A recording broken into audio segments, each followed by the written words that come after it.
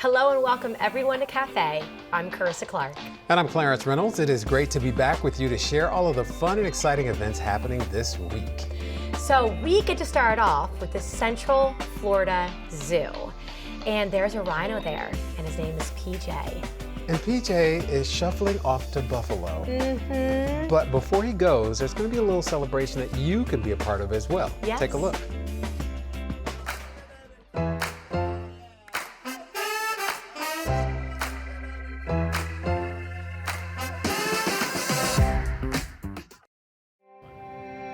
Here at the Central Florida Zoo, they are giving you amazing opportunities to get up close with some of their grand and famous residents. And I am here with Animal Operations Director Chris Torge, and we are here with really an amazing guy right next to us, PJ. Tell us who PJ is and how guests can get up close like this. This is incredible. Sure, PJ is our greater one-horned rhinoceros, and from Friday, Saturday, Sunday, and Monday, you can book rhinoceros encounters so you can get up close and personal with PJ, touch him, and ask questions of his trainers. What an amazing opportunity. And you were telling me, I mean, PJ wouldn't necessarily appear in a Sanford area. This is a rare species found on the other side of the world. Correct. So he is a threatened species of rhinoceros.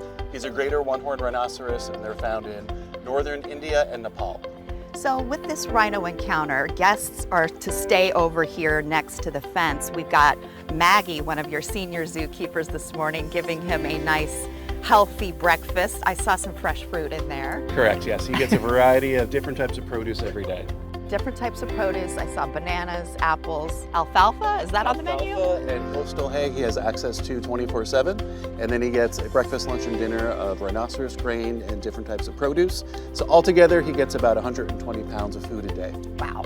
So we've got a lot to feed because he's a big guy, about Yes. 4,000 pounds, you About said? 4,000 pounds. That's an estimate. We don't have a scale big enough to measure him, but we do believe that he's on the bigger side of greater one-horned rhinoceros males. So with some beast like this so grand, PJ, sorry, I'm not trying to shame you, but it's important for you with your guests to be safe because he is such a large animal. Correct. So for our rhinoceros encounters, you'll get a safety briefing before you enter the area, and then you'll also get a safety briefing on how to safely touch PJ during the encounter. So I see you've said earlier, he's parallel parked here, so Yes, the he is. guests will be able to approach with the keeper and given instructions. When I'm looking at PJ, it looks like he's been rolling around in the mud. That probably is nice and comfortable for him. Yes, he rolls in the mud to keep himself cool, protects him from the bugs, and keeps him protected from getting a sunburn. So when guests do touch him, you know you are going to get a little muddy, but we do have a sink for you afterwards so you can wash off your hands. So what's the protocol for giving PJ a few pats? So he doesn't like anybody near his head or his tail area, so we basically just touch his belly and we go side to side. Okay. And if guests get really want to explore, you can get inside of those folds there because the texture's way different. All right, I gotta touch Mr. Go for it. Wow, he's got some tough skin. His skin is very tough. It's about an inch thick in certain spots, but it's very sensitive. You can feel a bug land on him, so that's why he rolls in the mud to keep. Sensitive. Yes, he can feel all of this, and he actually really likes it. So part of the treats that we give him throughout the day, we'll give him scratches, we'll use big brooms to scrub him down, and we even have a high-pressure fire hose that he likes to take a bath with. Oh, no kidding. That'll definitely exfoliate the skin. 100%. So being able to get up close like this for guests, this is so incredible. I know you guys encourage conservation for people to learn about the species, and you said earlier he is a rare species. Yeah, so they're a threatened species of rhino basically due to habitat destruction. They're getting pushed out of their habitat in India and Nepal, and part of the cost of the rhinoceros encounter gets donated to the International Rhino Fund, and that's a fund that helps all 5 species of rhinos around the world. So yeah, if guests want to actually get up close like this with PJ, there are several opportunities to do that throughout the week, and they can go online Correct. and So book those encounters. Friday through Monday, we offer the encounters 3 times a day, and you just have to go to centralfloridazoo.org and hit animal encounters and then rhinoceros encounter. So you heard it. If you want to get up close and personal with PJ over here and watch him eat a delicious breakfast to put on that weight that he needs to do every day, what an incredible way to learn about the species and to really see, these incredible creatures that we are blessed with in this world. Awesome. Exactly, yes. Thank you so much for joining us. Thank you, Maggie. Thank you, PJ. And thank you to Chris Of Dorsch, course, the anytime. Director of Animal Operations here at the Central Florida Zoo. Check it out, you guys.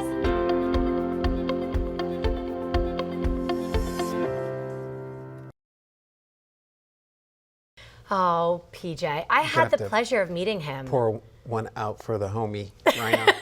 No, he's just going to Buffalo, he's not. So I love going to that zoo. It is so beautiful and lush and wonderful. You get a lot of walking in. It's great for the family. And when I went to go visit him there, you have the opportunity to pet. Yeah. To give him, to touch him. Yeah.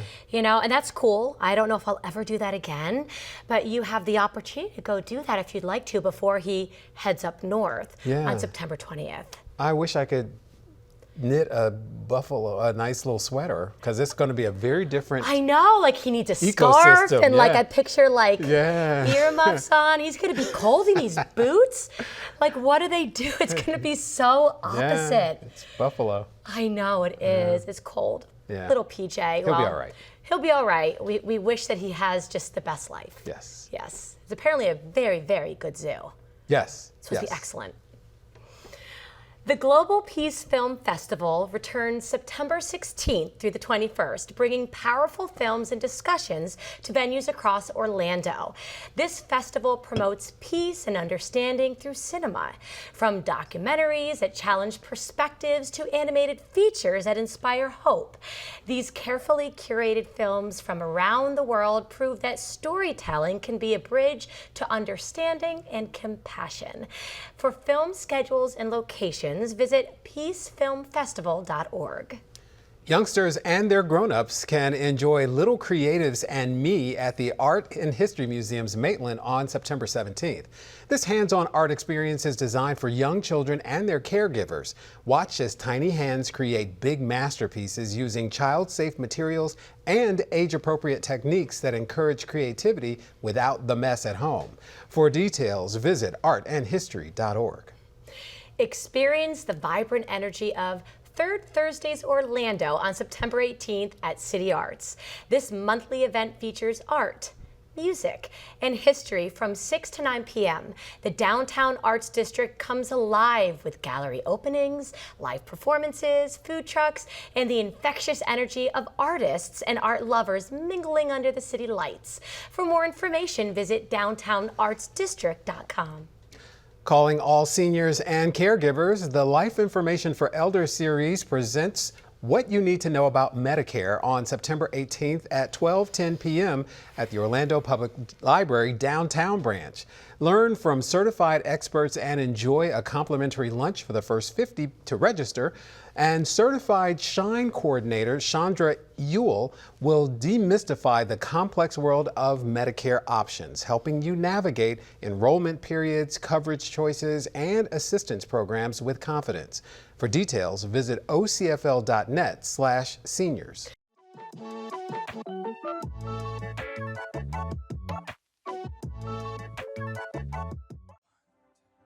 Elliot Patterson, who is the Central Florida Safety Education Liaison for Sunshine 811, is here to tell us about 811. So for people, Elliot, thanks for being with us, first of all. Thank you for having me. For people who don't know what 811 is, explain that whole thing. Because we know what 411 is, if you're old enough to know what 411 is. But what is 811? Good question. We know 411, we know 911. Right. 811 is call before you dig. It is the state law. It is something that exists in every state throughout the country. Each office is independently ran. So in Florida, it's Sunshine 811. So when you see those signs that say call before you dig, dial 811, most people think that that's for like construction people, like if you're building a house, or if this is a municipal thing, if it's a utility, but it's actually for pretty much everybody? Yes, it is for everyone. Essentially, the call before you dig is if you're doing any type of work that's disturbing the earth, there could be utility lines that are there. Which become dangerous if you were to come in contact with them, Exactly. potentially? You don't know what the underground infrastructure is. So for your protection and the protection of that underground infrastructure, call before you dig. make the phone call. So now that notifies the system to give them the opportunity to get out there and have those lines marked to protect you if you're doing any type of work disturbing the ground around those lines. So does that mean if you're like, I want to create a garden in my backyard, so I'm going to have to dig up this area here because this is going to be my garden, do I need to dial 811 for that? Garden, fencing, landscaping, irrigation, any type of work. And the way the system works is if you call 811, that's going to go ahead and notify the system and let them know, hey, I plan on doing some type of project. And from that, they'll get that information and they'll be able to send someone out there if there's anything there, and they'll respond to you. It's what we have a 6-step process for it. So step 1 is you prepare. Plan your work, figure out what it is that you're going to be doing, or if you're going to be planting your garden. After you prepare that, you want to notify 811. You can call us up, or you can go onto our website at Sunshine 811 and put in a ticket online yourself if you'd like. So after you put the ticket in, from there, you want to wait. It's 2 full business days. That gives the locators time to get out there and figure out if they have anything that needs to be marked. After you wait, you want to check the responses. Each utility will send a response to you to let you know, hey, we marked your lines, or hey, you're clear, or we don't have any conflict with what you're doing. They'll provide a response for you. Once you get your response, you want to confirm the markings. So you're going to get those responses, go out to your work site, and you want to confirm the responses for the area that you see. If it's marked, to make sure that it is marked. And once you go ahead and confirm your responses, you just want to dig safely around those markings. So you're not getting up Saturday morning and deciding you're going to go dig and then start digging. Even if you are going to dial 811, you still have to wait for that. So make sure that you build into that a little bit of a delay so you can make sure you're not digging. Correct, and that's part of the preparation process. So if you're realizing, hey, well, this Friday or this Saturday, I want to go ahead and start planting my garden. Well, part of that preparation is by Tuesday or Wednesday, you want to make that call to give them that ample time to get out there and mark those lines and have that done.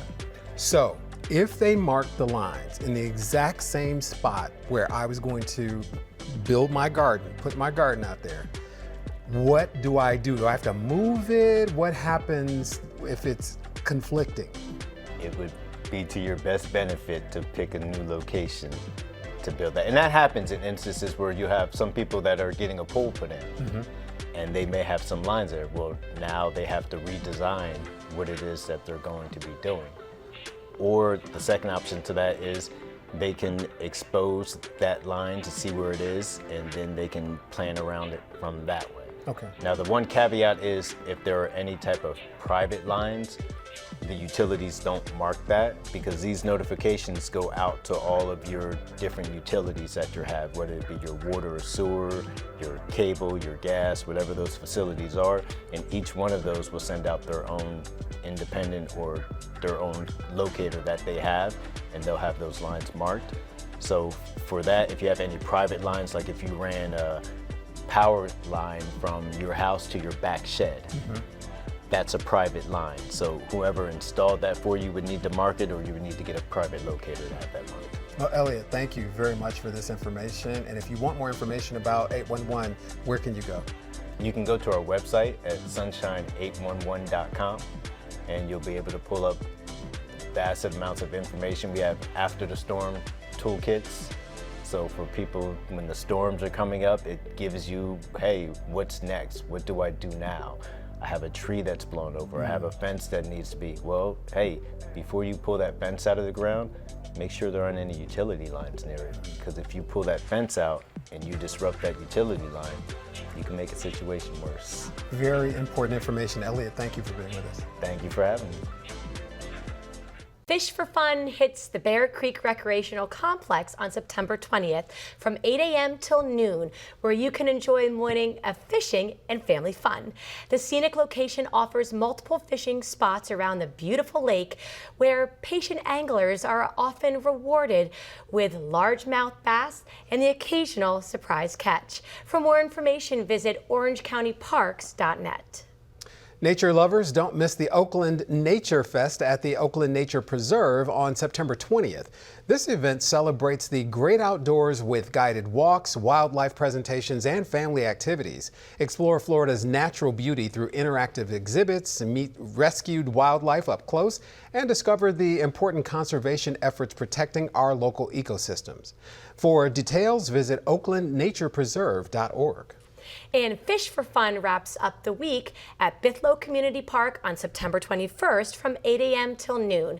Bring your rod and reel for this family-friendly fishing spot that's perfect for teaching kids the patience and joy of angling, with plenty of bluegill and bass to keep everyone excited about their next cast. For more information, visit orangecountyparks.net. See, I think that is great. You know, to learn how to fish, get outside, be with your kids, have a few laughs. I used to do that only with my grandfather. Oh, you did? I never went fishing. I've never Clarence, gone I fishing love with that. anyone else except my grandfather. Oh, warm my heart. Doesn't that hug your Yeah, heart? that's Oh, what he I used to love take that me for as a you. kid. That's how I learned how to fish. Really? So Yeah. has it been years since you've gone fishing? Yes. Yeah. So you just Been a hold long that in time. your heart. Yeah, I've never gone fishing except for with And my did you grandfather. have luck fishing? Oh yeah. Yeah. You know, little fish and stuff Yeah. like that. And but do you always toss it back or? Yeah, it was the Detroit River. So we tossed it back. Yeah. And that's okay.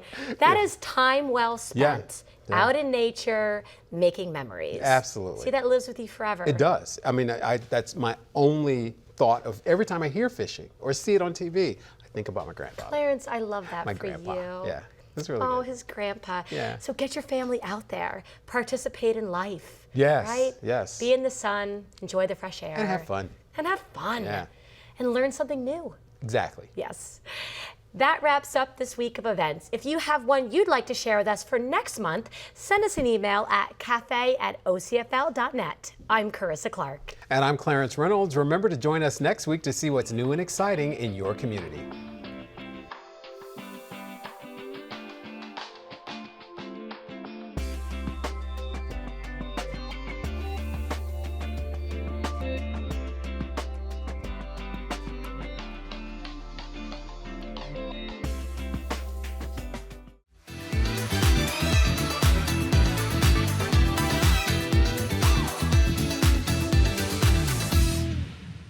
Welcome to Taste the Town. I'm Carissa Clark. I'm here at Teak Neighborhood Grill in Metro West Orlando, and I have the pleasure of introducing you to their chef, Chef Anthony. Chef Anthony, thank you. Thank you for having me. Oh my gosh, absolutely. So if y'all aren't familiar with Teak, I want you to get familiar. I want this space to be your neighborhood spot. They are famous for their burgers. They are famous for a good time. And he's well known for being very, very creative. It seems like he brings like art to life through food. And he gets really creative. Thank you. And what inspires you to be so creative? I think it's just taking everything that's different from any other place, whether it's just something I ate yesterday and I'll eat lunch today, and I'm like, oh man, these two might go together.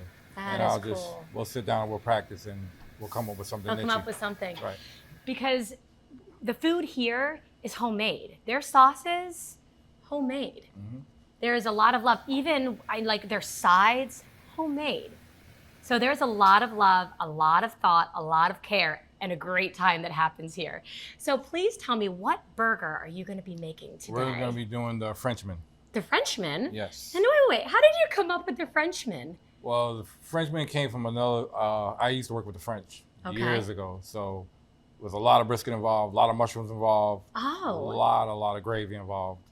So Okay. I kind of just pieced it together, added our little twist to it, and came up with it. You get twisted. Yeah. You like to do a little twist, the Anthony twist.